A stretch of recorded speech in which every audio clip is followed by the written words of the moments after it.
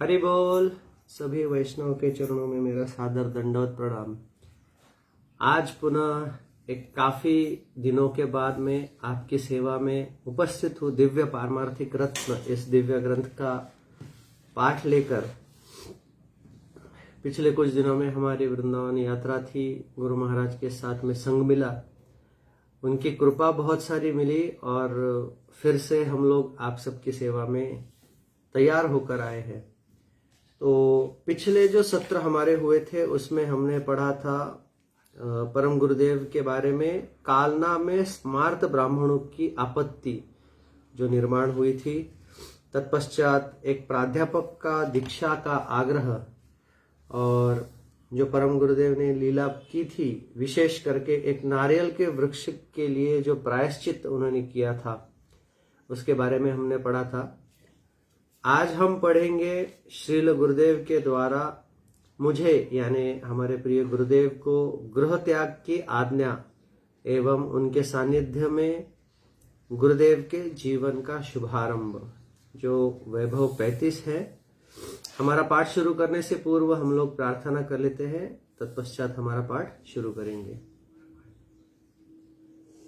वन्देऽहं श्रीगुरु श्रीयुतापदकमलं श्रीगुरुं वैष्णवांश्च श्रीरूपां साग्रजातां सहगणा रघुनाथान्वितं तं सजीवं साद्वैतं सावधूतं परिजना सहितं कृष्ण चैतन्य देवं श्री राधा कृष्ण पदा सहगणा ललिता श्री विशाखान्वितांश्च। नमो विष्णुपादाय गौरांग प्रेष्ठरूपिणे श्रीभक्ति विबुधाय वै बोधाय निति नामिने। नमो भक्ति प्रमोद श्रीपुरी पृष्ठ स्वरूपिणे तद्भिन्न प्रकाशाय करुणामूर्तये नमः। कृष्ण भक्ति गुणाख्याने तन्महात्म्य प्रचारिणे सदा सन्निष्ठ रूपाय गुरवे प्रभवे नमः।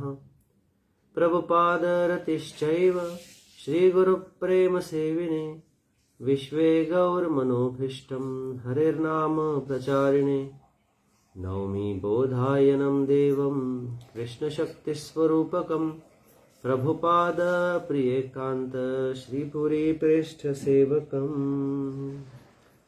भक्ति प्रमोदाख्य पुरी मुषित्वा भक्ति प्रमोदाख्य पुरीमुपास्य भक्ति प्रमोदाख्य पुरीं प्रणम्य भक्ति प्रमुदां लभते जन वै। गौर कृष्ण नाम दाता कीर्तनानंदवर्धनम् बहिर्मुख जीवत्राता वंदे सरस्वतीं प्रभुं। भज श्री कृष्ण चैतन्य प्रभु नित्यानंद श्री अद्वैत गदाधर शिवासादि गौर भक्तवृंद। हरे कृष्णा कृष्ण कृष्ण हरे हरे, हरे राम राम राम हरे हरे। तो यहाँ पर हमारे प्रिय गुरुदेव अपने और हमारे प्रिय परम गुरुदेव के बारे में लिख रहे हैं। वर्ष 1990 में श्री गोपीनाथ गौड़िया मठ मायापुर में गौर पूर्णिमा उत्सव के दिन मुझे श्रील गुरुदेव से मंत्र दीक्षा यानी ब्राह्मण दीक्षा प्राप्त हुई। उसके 2 मास के पश्चात ही मैं विग्रह प्रतिष्ठा तथा नृसिंह चतुर्दशी उत्सव में सम्मिलित होने श्री गोपीनाथ गौड़िया मठ मायापुर गया था। जैसा कि पहले ही बतलाया जा चुका है कि श्रील गुरुदेव के आग्रह पर नरसिंह चतुर्दशी से एक दिन पूर्व 7 मई 1990 को श्री गोपीनाथ गौड़िया मठ में सर्वप्रथम नवनिर्मित भवन के एक कक्ष में ही श्री राधा गोपीनाथ, श्री गौर गदाधर और श्री जगन्नाथ जी के विग्रहों की स्थापना की गई थी। अपने परिवार के प्रायः 60 सदस्यों के साथ मैं भी उस विग्रह प्रतिष्ठा उत्सव में गया था। उस समय मेरी आयु 26 वर्ष थी और मैं अपने माता पिता के साथ ही रहता था। विग्रह प्रतिष्ठा के अगले दिन नृसिंह चतुर्दशी उत्सव मनाया गया और उसके अगले दिन 9 मई 1990 को गृह लौटने की आज्ञा लेते हुए मेरे पिताजी ने श्रील गुरुदेव के कक्ष में जाकर उन्हें प्रणाम किया। श्रील गुरुदेव अपनी शैया पर लेटे हुए थे। मैं उनके सिरहाने खड़ा था। श्रील गुरुदेव ने पिताजी से कहा, तुम्हारे 4 पुत्र हैं, क्या तुम अपना एक पुत्र असीम मुझे दे सकते हो? पिताजी ने कहा, यदि यह आना चाहे तो मुझे कोई आपत्ति नहीं है। उसके पश्चात पिताजी वहां से चले गए। तत्पश्चात श्रील गुरुदेव ने कहा, तुम्हारे पिताजी ने आज्ञा दे दी है, क्या तुम्हारी यहाँ आने और मेरी सेवा करने की इच्छा है? मैंने कहा, मैं तो सदैव ही आपकी सेवा करना चाहता हूँ। मैं यहाँ आने के लिए बहुत उत्सुक था, किंतु आपसे कह नहीं पा रहा था। यदि आप मुझ पर कृपा करके मुझे स्वीकार कर ले तो मैं स्वयं को सौभाग्यशाली समझूंगा। यह सुनकर श्रील गुरुदेव ने कहा, अगले बृहस्पतिवार को तुम श्री चैतन्य मठ कलकत्ता में मुझसे मिलना। ठीक है कहकर मैंने श्रील गुरुदेव को प्रणाम किया और अपने घर रामराज तला आ गया। बृहस्पतिवार को मैं श्रील गुरुदेव के निकट गया। उस समय श्रील गुरुदेव के एक गृहस्थ शिष्य विश्वंभर प्रभु, जो चंपाहाटी में रहते थे, वह भी श्रील गुरुदेव के कक्ष में बैठे हुए थे। वे दोनों मेरी ओर देखकर मुस्कुराए। श्रील गुरुदेव ने कहा, ओ असीम, तुम आ गए। मैंने श्रील गुरुदेव को प्रणाम किया। उन्होंने पंजिका में मेरे लिए गृह त्याग का शुभ दिन देखना प्रारंभ किया। तत्पश्चात उन्होंने कहा, 28 मई का दिन घर छोड़ने के लिए शुभ है। प्रातःकाल 9:15 से 10:15 तक घर से निकलने का शुभ समय है। तुम सीधे मायापुर आ जाना। मैं मायापुर में ही होऊंगा। उस दिन मायापुर में श्रीपाद भक्ति कमल मधुसूदन महाराज के मंदिर में मुझे शिवलिंग की प्रतिष्ठा करवानी है। 28 मई 1990 को प्रायः 9:30 बजे प्रातःकाल मैं घर से निकल गया और दोपहर प्रायः 30:30 बजे श्रीधाम मायापुर मठ में पहुंच गया। उस समय श्रील गुरुदेव मठ में नहीं थे। वह श्रील मधुसूदन गोस्वामी महाराज के मठ में शिवलिंग प्रतिष्ठा के लिए गए हुए थे। कुछ देर पश्चात संध्या को 5:30 बजे श्रील गुरुदेव अपने सेवक विजय राघव ब्रह्मचारी, जो कि मुंबई से श्रील गुरुदेव के शिष्य थे, तथा कृष्ण किंकर प्रभु, जो मेदिनीपुर से श्रील गुरुदेव के शिष्य थे, उनके साथ मठ में आ गए। संध्या आरती के पश्चात हम सभी श्रील गुरुदेव के कक्ष में आ गए। श्रील गुरुदेव ने अपने एक वृद्ध गृहस्थ शिष्य नंददुलाल प्रभु, जो आसाम से है, उनसे कहा, मैं असीम को अपनी निजी सेवा में नियुक्त करना चाहता हूं। यह सुनकर नंददुलाल प्रभु अति प्रसन्न हुए। तब से मैं श्रील गुरुदेव की कृपा से उनकी सेवा करने लगा। 2 दिन पश्चात श्रील गुरुदेव मुझे उनके साथ पुरुषोत्तम प्रभु, जो श्रील मधुसूदन महाराज जी के शिष्य थे, उनके कार से श्री चैतन्य गौड़ीय मठ कलकत्ता ले गए। मुझ पर श्रील गुरुदेव की असीम अनुकंपा ही थी, जो उन्होंने मुझे अपना आश्रय प्रदान किया। मैं जो भी जानता हूं, सब श्रील गुरुदेव ने ही सिखलाया है। सब कुछ श्रील गुरुदेव का ही है। मुझ में जो भी दोष है, वह मेरी स्वतंत्र इच्छा के कारण है। चैतन्य गौड़ीय मठ कलकत्ता पहुंचते ही मैंने श्रील गुरुदेव की सेवा प्रारंभ कर दी। श्रील गुरुदेव सामान्यतः प्रातः 3 साढ़े 3 बजे उठते थे।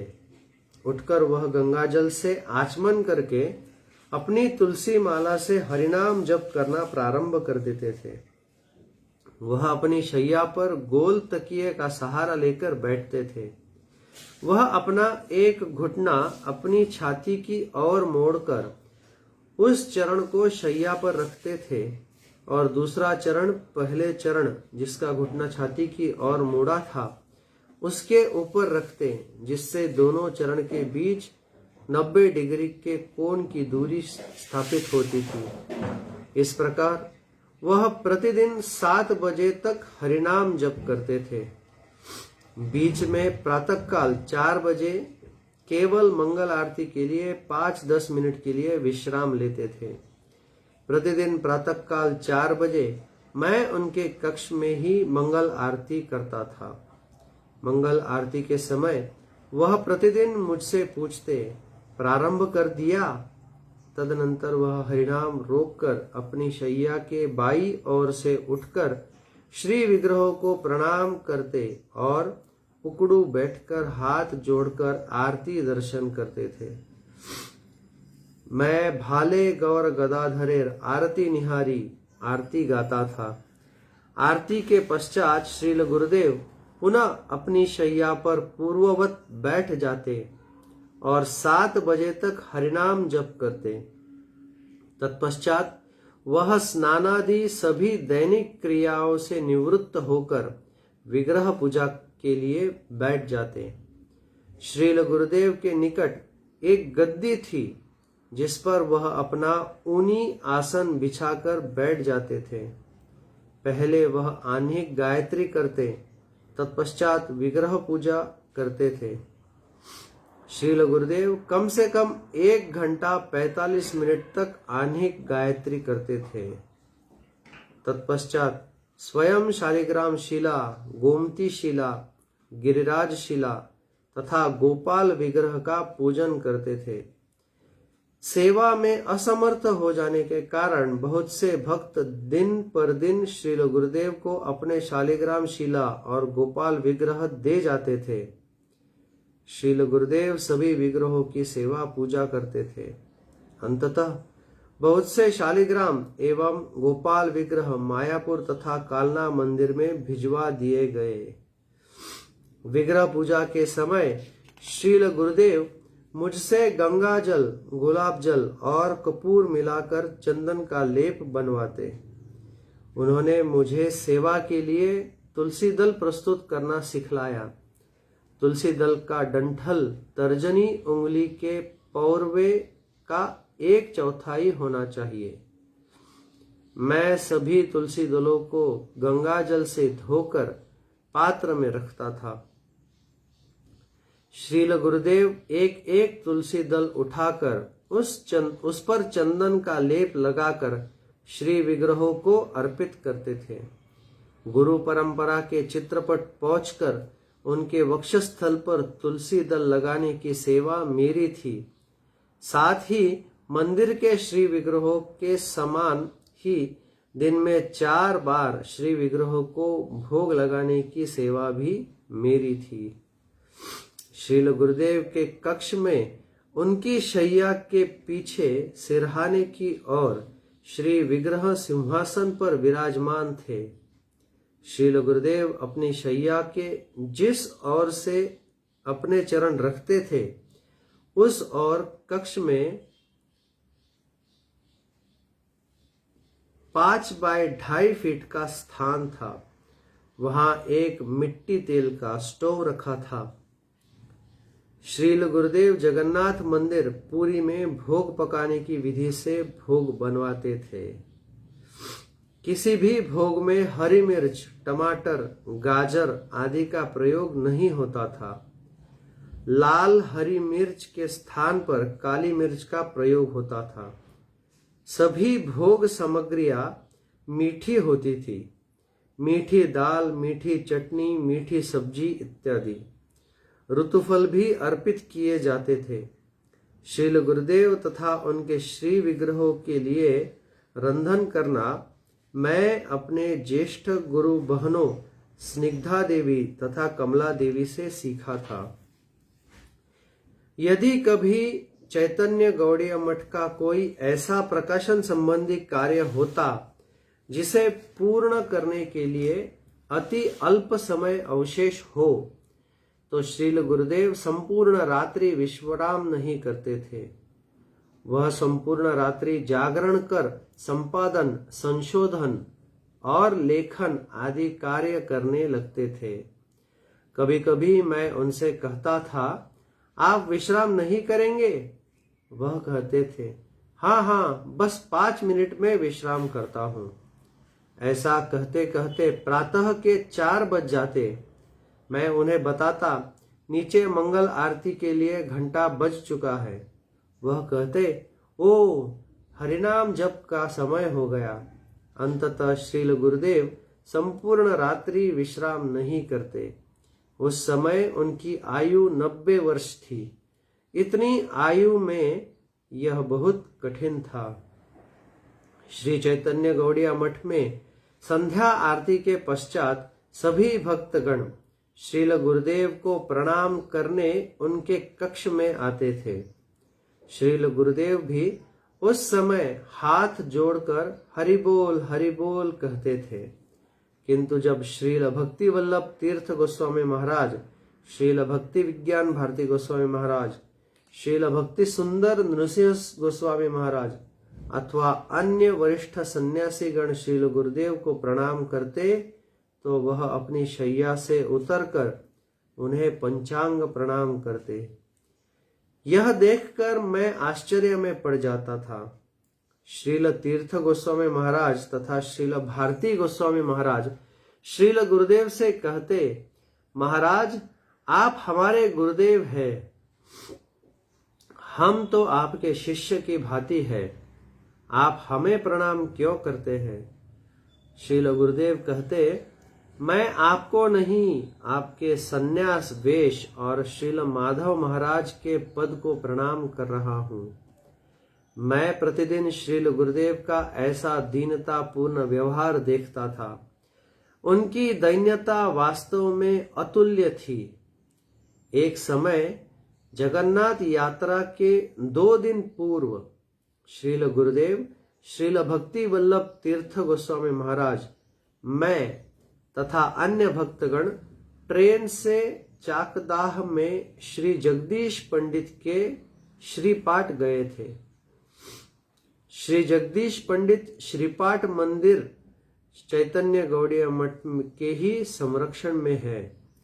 वहां जगन्नाथपुरी के मूल जगन्नाथ जी नवकलेवर के पश्चात विराजमान है। वहां पर सभी वैष्णवों की सरलता बहुत आकर्षक थी।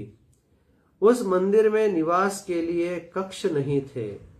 श्रील गुरुदेव तथा श्रील भक्ति वल्लभ तीर्थ गोस्वामी महाराज गौशाला में एक कक्ष में ठहरे। जिस दिन हम पहुंचे उस दिन हरिकथा हुई। श्रील गुरुदेव ने अपनी हरिकथा में विश्वासु तथा नील माधव से प्रारंभ करके जगन्नाथ जी का इतिहास बतलाया। उन्होंने बताया कि विद्यापति किस प्रकार नील माधव को ढूंढकर श्री इंद्रदुम्न महाराज को बतलाने के लिए दृढ़ संकल्प थे। भक्ति का लक्ष्य प्राप्त करने के लिए हमें भी वैसी दृढ़ निष्ठा की आवश्यकता है। पूर्णिमा के दिन जगन्नाथ स्नान उत्सव हुआ। श्रील गुरुदेव मुख्य पुजारी थे। स्नान उत्सव प्रातः 8 बजे से दोपहर 12:30 बजे तक चला। 92 वर्ष की आयु में भी श्रील गुरुदेव की ऊर्जा देखकर मैं विस्मित था। स्नान यात्रा के अगले दिन हम सब कार से चैतन्य गौड़िया मठ कलकत्ता लौट आए। तो यहाँ पर हमारा 35वां वैभव समाप्त हो रहा है और शेष समय हमारे पास भी कम है। तो हम देखते हैं कि अगला पाठ हम लोग कर सकते हैं या नहीं, किंतु अगला पाठ जो है वो काफ़ी बड़ा है। तो मैं अभी आपसे आज्ञा लेना चाहता हूँ। अगला पाठ हम लोग अगले भाग में पढ़ेंगे, वैभव 36, जिसका शीर्षक है रथ यात्रा में श्री जगन्नाथ जी की अद्भुत लीला, वैष्णव अपराध के प्रति सजगता, श्री चैतन्य गौड़िया मठ कलकत्ता का वार्षिक उत्सव, आतिथ्य की मर्यादा, मर्दनिया यानी मालिश वाले पर श्रील गुरुदेव का प्रभाव और एक भक्त के द्वारा नृसिंह विग्रह का ले आना। तो आशा करता हूँ इस सेवा से आप प्रसन्न होते रहे और ऐसे ही आपकी कृपा मेरे ऊपर बनी रहे और आशीर्वाद देते रहे कि आप सभी वैष्णव की सेवा में मैं ऐसे ही निरंतर सेवा करता रहूं और आप सभी वैष्णव के तथा हमारे प्रिय गुरुदेव के प्रसन्नता के लिए कुछ कार्य कर सकूं। बहुत बहुत धन्यवाद। हरि बोल, दंडवत प्रणाम।